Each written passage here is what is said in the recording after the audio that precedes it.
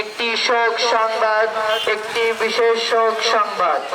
বিগত 2022 সালে 31st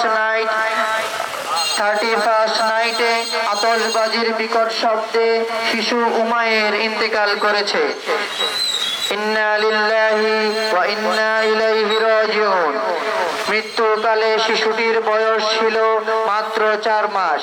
এছাড়াও প্রতি বছর শত শত পশু পাখি মারা যাচ্ছে। শব্দ দূষণে ছাত্র, বৃদ্ধ, রোগীদের ক্ষতি হচ্ছে। ফানুস থেকে নির্গত আগুন মানুষের ব্যবসায়িক প্রতিষ্ঠান, ঘর বাড়ি জ্বালিয়ে দিচ্ছে।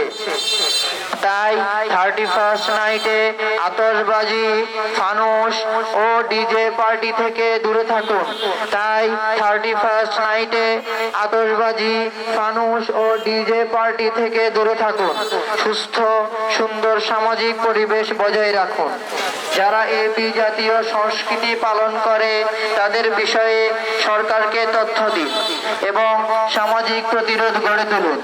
যারা 31st নাইট আতশবাজি, ফানুস ও ডিজে পার্টির মাধ্যমে উদযাপন করে তাদের বিরুদ্ধে সরকারকে তথ্য দিন এবং জনপ্রতিরোধ গড়ে তুলুন। জনস্বার্থে মুসলিম ইয়ুথ নোয়াখালী। জনস্বার্থে মুসলিম ইয়ুথ নোয়াখালী।